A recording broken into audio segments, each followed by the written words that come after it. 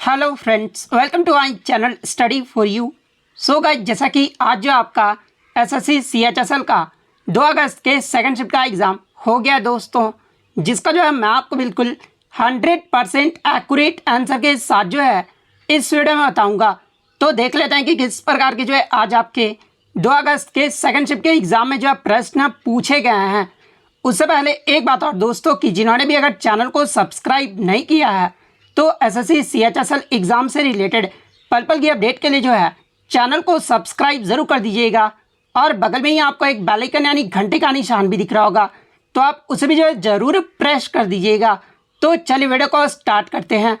तो आपका पहला क्वेश्चन आया था कि निम्नलिखित में से किस पहाड़ी पर पूर्वी घाट जो है पश्चिमी घाट से मिलता है। तो देखिए, पूर्वी घाट जो है यह आपका नीलगिरी पहाड़ी पर जो है पश्चिमी घाट से मिलता है। तो नीलगिरी पहाड़ी आपका यहाँ पे करेक्ट आंसर होगा। इसके अलावा बात कर ले नीलगिरी पहाड़ी के बारे में, तो देखिए ये जो आपका नीलगिरी की पहाड़ियाँ हैं ना, ये भारत के दक्षिणी भाग में स्थित है। तो ये फैक्ट भी आपको ध्यान में रखना है। नेक्स्ट क्वेश्चन आपका यहाँ पर आया था कि उस्ताद अली अकबर खान, इनका जो संबंध है ये किस वाद्य यंत्र से है। तो देखिए, उस्ताद अली अकबर खान का जो संबंध है ना, ये आपके सरोद वाद्य यंत्र से है। तो सरोद वादक आपका यहाँ पे करेक्ट आंसर होगा। इसके अलावा मैं आपको बता दूं कि उस्ताद अली अकबर खान ये जो आपके मैहर घराने से संबंधित है और इन्हें 1967 में पद्म भूषण और 1989 में पद्म विभूषण से भी जो है वो सम्मानित किया गया था। तो ये फैक्ट भी आपको ध्यान में रखना है। इसके अलावा प्रसिद्ध सरोद वादक की बात कर ले तो अलाउद्दीन खान, अली अकबर खान, अमजद अली खान, बुद्धदेव दास गुप्ता, बहादुर खान, सरन रानी और जरीन एस शर्मा, इन सभी का जो संबंध है ना, ये सरोद वाद्य यंत्र से है। तो ये सारे फैक्ट जो आपको ध्यान में रखना है। नेक्स्ट क्वेश्चन आपका यहाँ पर आता है कि पिलाग्रा रोग ये जो आपका किस विटामिन की कमी से होता है। तो देखिए, मैं आपको बता दूं कि विटामिन के रोग से संबंधित जो है आपके लगातार प्रश्न पूछे जा रहे हैं। तो देखिए, ये जो आपका पिलाग्रा रोग है ना, ये आपका विटामिन B3 की कमी से होता है। तो विटामिन B3 आपका यहाँ पे करेक्ट आंसर होगा। इसके अलावा मैं आपको बता दूं कि विटामिन B3 का अगर रासायनिक नाम पूछा जाए तो देखिए, विटामिन B3 का जो रासायनिक नाम होता है ना, वो आपका नियासिन होता है। तो ये फैक्ट भी आप ध्यान में रखिएगा। इसके अलावा अन्य विटामिन के कमी से होने वाले रोग की बात कर ले तो देखिए, ये जो आपका रतौंधी रोग होता है ना, ये आपका विटामिन A की कमी के कारण होता है। और विटामिन A का जो आपका रासायनिक नाम होता है ना, वो आपका रेटिनॉल होता है। इसके अलावा बेरी रोग की बात कर ले तो देखिए, ये जो आपका बेरी जो रोग है ना, ये आपका विटामिन B1 की कमी के कारण होता है। और विटामिन B1 का जो रासायनिक नाम है ना, ये आपका थायमिन होता है।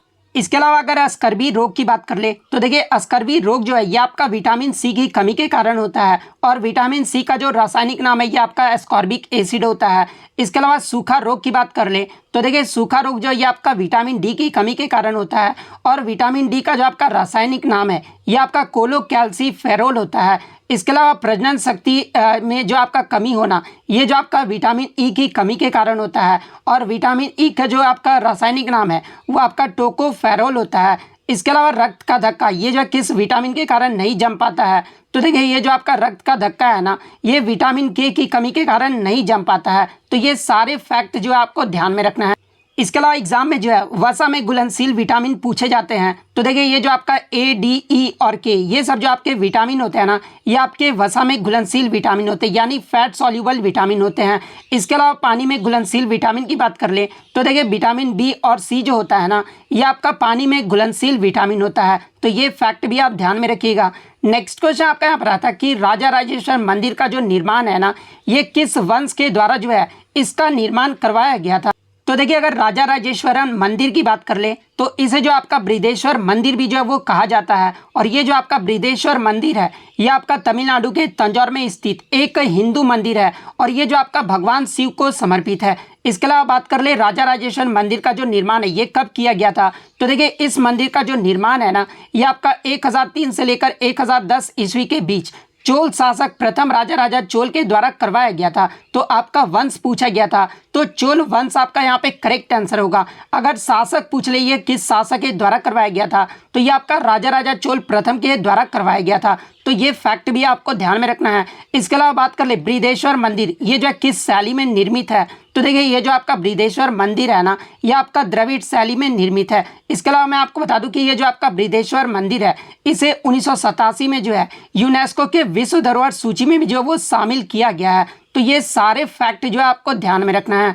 नेक्स्ट क्वेश्चन आपका यहाँ पर आता है कि मंजू भार्गवी ये जो है किस राज्य से संबंधित है। तो देखिए मंजू भार्गवी की बात कर ले तो ये आपका आंध्र प्रदेश राज्य से संबंधित है, तो आंध्र प्रदेश आपका करेक्ट आंसर होगा। इसके अलावा मैं आपको बता दूं कि मंजू भार्गवी के बारे में अगर पूछा जाए कि ये किस शास्त्रीय नृत्य से संबंधित है तो ये आपका कुचिपुड़ी शास्त्रीय नृत्य से संबंधित है। इसके अलावा कुचिपुड़ी ये जो है किस राज्य का शास्त्रीय नृत्य है, तो ये आपका आंध्र प्रदेश राज्य का एक शास्त्रीय नृत्य है। इसके अलावा कुचिपुड़ी के प्रमुख कलाकारों की बात कर ले तो देखिए डॉक्टर वेम्पति चिन्ना सत्यम, वेदांता लक्ष्मी नारायण, चिंता कृष्णा मूर्ति, तादेपल्ली पेराया, लक्ष्मी नारायण शास्त्री, स्वप्न सुंदरी, राजा और राधा रेड्डी, यामिनी कृष्णमूर्ति, यामिनी रेड्डी और कौशल्या रेड्डी, इन सभी का जो संबंध है ना ये आपके कुचिपुड़ी नृत्य से है, तो ये फैक्ट भी आपको ध्यान में रखना है।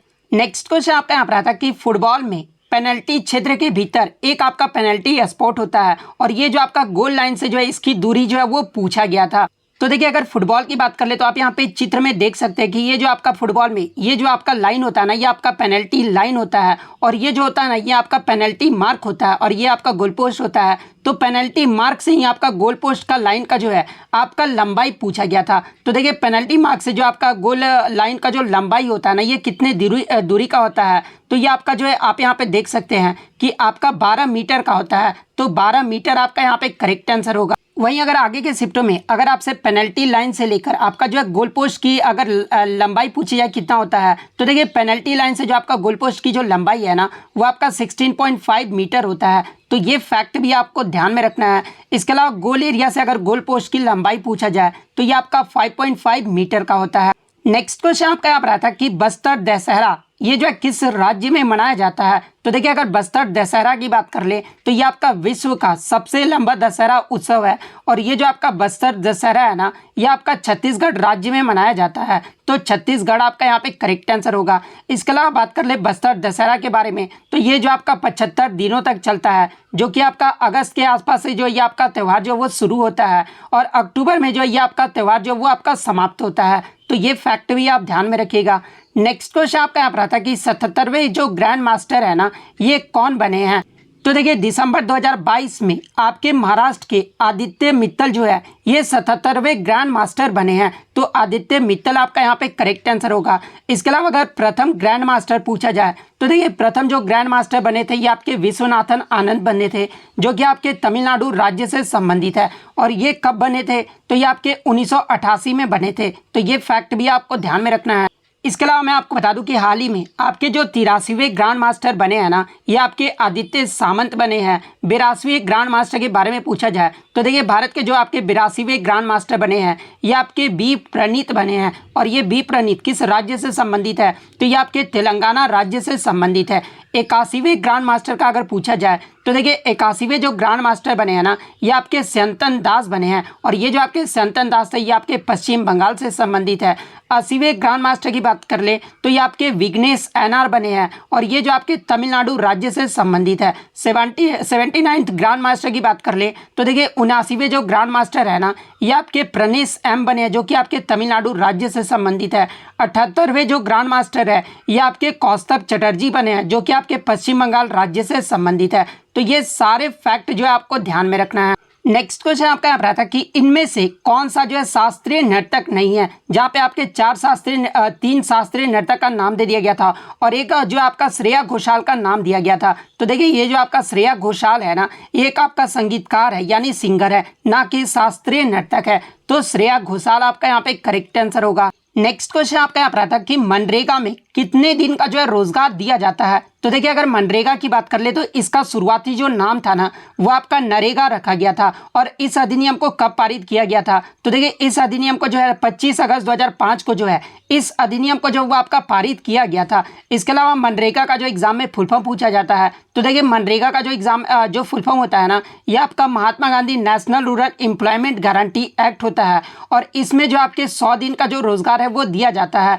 तो 100 दिन आपका यहाँ पे करेक्ट आंसर होगा। इसके अलावा एग्जाम में एक प्रश्न और यहाँ से पूछा जाता है कि आपके नरेगा को जो है आपका कब जो है वो शुरू किया गया था। तो देखिए मैं आपको बता दूं कि 2 फरवरी 2006 को जो है इस कार्यक्रम को आंध्र प्रदेश के अनंतपुर से जो है ये आपका 200 जिलों में जो है ये आपका शुरू किया गया था। तो ये फैक्ट भी आपको ध्यान में रखना है। और नरेगा को बाद में 1 अप्रैल 2008 को जो है पूरे भारत में जो ये आपका लागू कर दिया गया था। तो ये फैक्ट भी आप ध्यान में रखिएगा कि नरेगा को जो है कब भारत में पूरी तरह से लागू कर दिया गया था। तो ये आपका 1 अप्रैल 2008 को लागू कर दिया गया था। नेक्स्ट क्वेश्चन आपका यहाँ पर आता कि 2022 वर्ल्ड वेट लिफ्टिंग चैंपियनशिप में जो है 49 किग्रा भार वर्ग में जो है सिल्वर मेडल विजेता ये जो है कौन बनी है। तो देखिए 2022 का जो वर्ल्ड जो आपका वेट लिफ्टिंग चैंपियनशिप है ना ये कहाँ पर आयोजित किया गया था। तो ये आपका कोलंबिया में आयोजित किया गया था और इसमें 49 केजी भार वर्ग में जो सिल्वर मेडल है ना ये आपके मीराबाई चानू ने जीता था। तो मीराबाई चानू आपका यहाँ पे करेक्ट आंसर होगा। इसके अलावा बात कर ले 2022 के वर्ल्ड वेट लिफ्टिंग चैंपियनशिप में जो है 49 केजी भार वर्ग में आपके जो है गोल्ड मेडल किसने जीता था। तो देखिए अगर गोल्ड मेडल की बात कर ले तो ये आपके जियांग हुइया ने जीता था। तो ये फैक्ट भी आप ध्यान में रखिएगा। नेक्स्ट क्वेश्चन आपका यहाँ पर आता है कि भारत में पहला जो रेडियो कार्यक्रम है ना ये किस वर्ष में प्रसारित किया गया था। तो देखिए मैं आपको बता दूं कि 23 जुलाई 1927 को जो है भारत के वायसराय इरविन ने जो है बॉम्बे में रेडियो केंद्र का जो उद्घाटन किया था। तो 23 जुलाई 1927 आपका यहाँ पे करेक्ट आंसर होगा। लेकिन मैं आपको बता दूं कि प्राइवेट तौर पर जो है आपका जून 1923 में जो है बॉम्बे के रेडियो क्लब ने जो है रेडियो कार्यक्रम को देश में पहली बार जो वो आपका प्रसारण जो है वो किया था। तो ये तो आपका प्राइवेट तौर पर जो वो आपका उद्घाटन जो है वो किया गया था। तो अगर ऑप्शन में 1927 नहीं दिया गया होगा तो फिर आपका जून 1923 आपका करेक्ट आंसर होगा। इसके अलावा मैं आपको बता दूं कि 1936 में इसका नाम जो है आपका ऑल इंडिया रेडियो जो वो रखा गया था और उस 1957 में आकाशवाणी के नाम से जो इसे पुकारा जाने लगा। तो ये फैक्ट भी आप ध्यान में रखिएगा। इसके अलावा बात कर ले रेडियो के आविष्कार यानी रेडियो की खोज जो है ये किसने किया था। तो देखिए रेडियो के जो आविष्कारक है ना ये आपके गुइलियमो मार्कोनी है। तो ये फैक्ट भी आप ध्यान में रखिएगा। नेक्स्ट क्वेश्चन आपका यहाँ पर आता कि बेर नीम बबूल जहाँ पर उगते हैं ना वहाँ पर कितनी वर्षा होती है। तो देखिए मैं आपको बता दूं कि बबूल, बेर, खजूर, नीम, खेर, खेजड़ी, पलास घास ये सब जो है ना आपके उष्ण कटिबंधीय कांटेदार वन के अंतर्गत आ जाते हैं। और उष्ण कटिबंधीय कांटेदार वन में आपके जो 50 सेंटीमीटर से जो है कम वर्षा क्षेत्र में ये जो आपके वन जो है वो पाए जाते हैं। तो 50 सेंटीमीटर से कम वर्षा आपका करेक्ट आंसर होगा। इसके अलावा अगर एग्जाम में पूछा जाए कि बेर, नीम, बबूल ये जो है किस वन के उदाहरण है। तो देखिए बबूल, बेर, खजूर, नीम, खेर, खेजड़ी, पलास घास ये सब जो आपके उष्ण कटिबंधीय कांटेदार वन के जो है ये आपके उदाहरण है। और देखिए मैं आपको बता दूं कि एक आपका उष्ण कटिबंधीय आपका जो है पर्णपाती वन होता है और एक आपका उष्ण कटिबंधीय शुष्क पर्णपाती वन होता है। तो यहाँ से भी आपके एग्जाम में प्रश्न पूछे जाते हैं। तो देखिए जहाँ पर आपका 100 से 200 सेंटीमीटर के बीच वर्षा होता है वहाँ पे जो आपके उष्ण कटिबंधीय आर्द्र पर्णपाती वन पाए जाते हैं। और आर्द्र पर्णपाती वन के अगर उदाहरण की बात कर ले तो देखिए आपका साल, सैगौन, इसके अलावा आपका शीशम, हर्रा, बहेड़ा, आंवला, सेमल, कुसुम और चंदन ये सब जो आपके उष्ण कटिबंधीय आर्द्र पर्णपाती वन के अंतर्गत आ जाते हैं। वही अगर उष्ण कटिबंधीय शुष्क पर्णपाती वन की बात कर ले तो यहाँ से जो आपका 70 से 100 सेंटीमीटर के बीच वर्षा होती है। और ये जो आपके यहाँ पर जो वर्षा होती है ना उसे जो आपका शुष्क पर्णपाती वन कहा जाता है। और इसमें आपके जो है तेंदू, पलास, अमलतास, बेल, खैर, धावड़ा ये सब जो आपके वन आते हैं ना ये आपके शुष्क पर्णपाती वन के अंतर्गत आ जाते हैं। तो ये फैक्ट भी आप ध्यान में रखिए। इसके अलावा एक आपका उष्ण कटिबंधीय सदाबहार एवं अर्ध सदाबहार वन के बारे में पूछा जाता है। तो देखिए जहां पर आपका 200 सेंटीमीटर से अधिक वर्षा होता है और औसत तापमान जो आपका 22 डिग्री सेल्सियस से अधिक होता है उसे जो आपका उष्ण कटिबंधीय सदाबहार एवं अर्ध सदाबहार वन जो है वो कहा जाते हैं। और अगर इसके वन के उदाहरण की बात कर ले तो रोजवुड, महोगनी, एनी और एबनी ये सब जो आपके उष्ण कटिबंधीय सदाबहार वन के जो है ये आपके उदाहरण है। नेक्स्ट क्वेश्चन आपका यहाँ पर आता कि पोषण और जीवन स्तर के लिए लोक स्वास्थ्य में सुधार का जो कर्तव्य है ना ये किस अनुच्छेद में वर्णित है। तो देखिए मैं आपको बता दूं कि पोषण और जीवन स्तर के लिए लोक स्वास्थ्य में सुधार का जो कर्तव्य है ना ये आपका अनुच्छेद 47 में वर्णित है। तो अनुच्छेद 47 आपका यहाँ पे करेक्ट आंसर होगा। इसके अलावा मैं आपको बता दूं कि ये जो आपका अनुच्छेद 47 है ये आपके डीपीएसपी यानी नीति निर्देशक तत्व के अंतर्गत आ जाते हैं। और डीपीएसपी की बात कर ले तो ये आपका भाग 4 और अनुच्छेद 36 से लेकर 51 तक जो ये आपके वर्णित है। वहीं अगर अनुच्छेद 36 की बात कर ले तो देखिए अनुच्छेद 36 में आपका राज्य की परिभाषा के बारे में वर्णन किया गया है। अनुच्छेद 37 की बात कर ले तो ये आपका नीति निर्देशक तत्व न्यायालय में वाद्य योग्य नहीं माना गया है, ये जो आपका अनुच्छेद 37 में कहा गया है। अनुच्छेद 38 की बात कर ले तो राज्य लोक कल्याण की वृद्धि में व्यवस्था करेगा, ये जो आपका अनुच्छेद 38 में बताया गया है। अनुच्छेद 39 की बात कर ले तो सामान्य कार्य के लिए समान वेतन का जो प्रावधान है ना, यानी समान न्याय और निःशुल्क विधि की जो सहायता है, यह आपका अनुच्छेद 39 में बताया गया है। तो ये सारे फैक्ट जो आपको ध्यान में रखना है।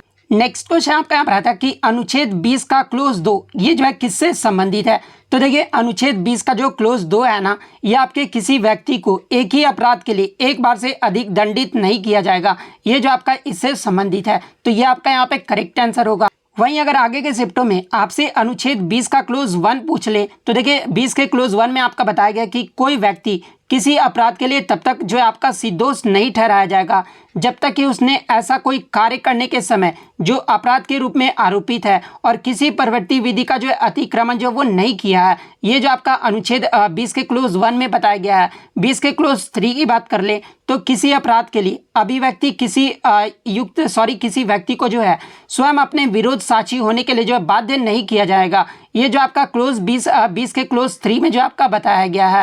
नेक्स्ट क्वेश्चन आपका यहाँ पर आता है कि कौन सा राज्य स्वास्थ्य का अधिकार बिल पारित करने वाला जो है ये भारत का पहला राज्य बन गया है। तो देखिए राइट टू हेल्थ जो बिल पारित करने वाला जो पहला राज्य है ना, ये राजस्थान राज्य बन गया है। तो राजस्थान आपका यहाँ पे करेक्ट आंसर होगा। इसके अलावा मैं आपको बता दूं कि राजस्थान के प्रत्येक व्यक्ति को जो है बिना किसी पूर्व पेमेंट किए जो है आपातकालीन चिकित्सा सेवा जो है वो मिलेगा, और जिसमें आपके जो निजी हॉस्पिटल है ना वो भी आपके शामिल किए जाएंगे। तो ये फैक्ट भी आपको ध्यान में रखना है।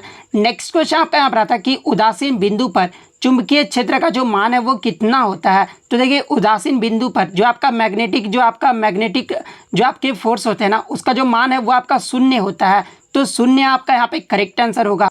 और देखिए जहां पर आपका मैग्नेटिक फील्ड 0 होता है उसे क्या कहा जाता है, तो उस बिंदु को जो आपका न्यूट्रल बिंदु कहा जाता है। तो ये फैक्ट भी आप ध्यान में रखिएगा। नेक्स्ट क्वेश्चन आपका यहाँ पर आता है कि CSIR यानी council of scientific and industrial research, अगर हिंदी में बात करें तो वैज्ञानिक और औद्योगिक अनुसंधान परिषद, ये जो है किस मंत्रालय से संबंधित है। तो देखिए CSIR ये जो आपका ministry of science and technology से संबंधित है। तो साइंस एंड टेक्नोलॉजी आपका यहाँ पे करेक्ट आंसर होगा। इसके अलावा बात कर ले CSIR की स्थापना ये जो है कब हुआ था, तो ये आपका 26 सितंबर 1942 को जो है इसका स्थापित जो वो किया गया था। और वर्तमान में जो आपके CSIR के डायरेक्टर जनरल है ये आपके डॉक्टर N कलासेल्वी है। तो ये फैक्ट भी आप ध्यान में रखिएगा। नेक्स्ट क्वेश्चन आपका यहाँ पर आता कि आर्गन का जो खोज है ना ये किसके द्वारा किया गया था। तो देखिए मैं आपको बता दूं कि आर्गन की जो खोज है ना ये 1894 में एक स्कॉटिश आपके रसायनज्ञ सर विलियम रामसे और एक अंग्रेजी रसायनज्ञ लॉर्ड रेले के द्वारा जो वो आपका किया गया था। तो सर विलियम रामसे और लॉर्ड रेले आपका यहाँ पे करेक्ट आंसर होगा। इसके अलावा हाइड्रोजन की खोज की बात कर ले तो देखिए हाइड्रोजन की जो खोज है ये आपका 1766 में जो है भौतिकी विज्ञानी हेनरी कैवेंडिश के द्वारा जो इसकी खोज जो है वो किया गया था। जो इसके अलावा ऑक्सीजन की खोज के बारे में अगर पूछा जाए तो देखिए ऑक्सीजन की जो खोज है ना ये आपके जोसेफ प्रिस्टले के द्वारा 1774 में किया गया था। इसके अलावा अगर हीलियम की खोज की बात कर ले तो देखिए हीलियम का जो खोज है ये आपका 1868 में जो है ये आपके फ्रैंकलिन और लॉकलेयर के द्वारा जो वो किया गया था। तो ये सारे फैक्ट जो आपको ध्यान में रखना है। नेक्स्ट क्वेश्चन आपका यहाँ पर था कि जनगणना से अशोधित जन्म दर यानी क्रूड बर्थ रेट जो है वो क्या होता है। तो देखिए किसी क्षेत्र में आपके जो प्रति 1000 लोगों पर 1 वर्षों में जो आपका शिशुओं की जो जन्म दर होती है ना उसे ही जो आपका अशोधित जन्म दर कहा जाता है। तो ये आपका स्टेटमेंट आपका यहाँ पे करेक्ट आंसर होगा। इसके अलावा 2011 की जनगणना में आपका जो है क्रूड बर्थ रेट जो है वो क्या रहा था। तो देखिए 2011 की जनगणना के अनुसार भारत में जो आपका अशोधित जन्म दर जो है आपके प्रति 1000 लोगों पर 21.8 शिशुओं का जो वो जन्म होता था। तो ये फैक्ट भी आपको ध्यान में रखना है। नेक्स्ट क्वेश्चन आपका यहाँ पर आता कि कैश रिजर्व रेशियो और SHR से संबंधित जो आपका एक प्रश्न पूछा गया था, यानी बैंकिंग के टर्म से जो आपका प्रश्न पूछा गया था, एग्जैक्टली क्या प्रश्न था ये मुझे नहीं मिल पाया है। तो अगर आप एग्जाम देकर आए तो आप कमेंट करके जरूर बताइएगा। तो इतने क्वेश्चन जो है आज मुझे बच्चों के द्वारा मिले हैं जो कि 100% रियल और ऑथेंटिक है। तो अगर वीडियो अच्छी लगी हो तो वीडियो को जो है लाइक ज़रूर कर दीजिएगा और इसी तरह रियल एनालिसिस पाने के लिए जो है चैनल को सब्सक्राइब ज़रूर कर दीजिएगा। तो मिलते हैं नेक्स्ट वीडियो में, तब तक thank you, all the best.